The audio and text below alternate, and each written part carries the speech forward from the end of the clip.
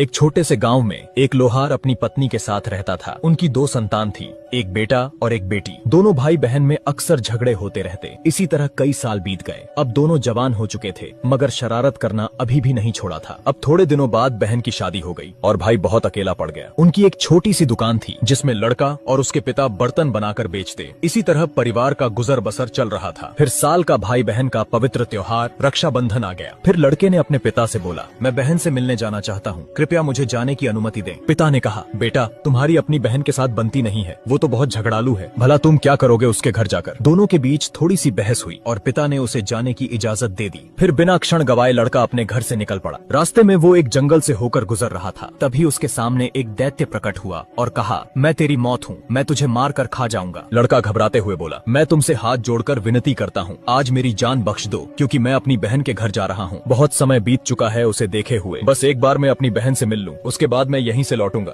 फिर तुम अपनी इच्छा पूरी कर लेना। इस पर दैत्य ने कहा, ठीक है, मैं तुम्हें जाने दे रहा हूँ, मगर लौटकर जरूर आना, वरना अच्छा नहीं होगा। दैत्य से पीछा छुड़ाकर वह जैसे ही थोड़ी दूर पहुंचा, तभी एक विशाल अजगर ने उसका रास्ता रोक लिया और निगलने की मंशा से आगे बढ़ने लगा। फिर अजगर उसके नजदीक पहुंचा और कहा, मुसाफिर तुम तो बहुत हष्ट पुष्ट हो, तुम्हें निगलकर तो मेरी भूख कई दिनों तक शांत रहेगी। तब लड़के ने अजगर से भी वही कहा, बहन से मिलकर जब मैं यहाँ से लौटूंगा तब आप मुझे निगल जाना, मैं विनती करता हूँ कि अभी मुझे जाने दें। फिर अजगर ने भी उसे जाने दिया। मार्ग पर आगे बढ़ते हुए लड़का सोच रहा था, न जाने इस खौफनाक जंगल में आगे कौन सी बला मेरा इंतजार कर रही है। अब डरा सहमा हुआ लड़का कुछ दूर चला ही था कि तभी एक खूंखार भालू उसके समीप आ पहुंचा और मुंह से लार टपकाते हुए उसे खाने के इरादे से आगे बढ़ने लगा। देर हो जाती इससे पहले लड़के ने कहा, ठहरो ठहरो जरा, पहले मेरी बात तो सुनो। ये सुन भालू शांत होकर रुक गया। तब लड़के ने कहा, मुझे तुम भोजन बनाओ, उससे पहले मैं तुम्हें कुछ कहना चाहता हूँ। बात दरअसल ऐसी है कि मुझे अपनी बहन से मिले हुए कई वर्ष हो चुके हैं और आज मैं उसी से मिलने के लिए जा रहा हूँ। आप तो मुझे बाद में भी शिकार बना सकते हो, जब मैं अपनी बहन से मिलकर इसी मार्ग से लौटूंगा। ये सुन भालू ने थोड़ी देर विचार किया और आखिरकार रास्ता छोड़ते हुए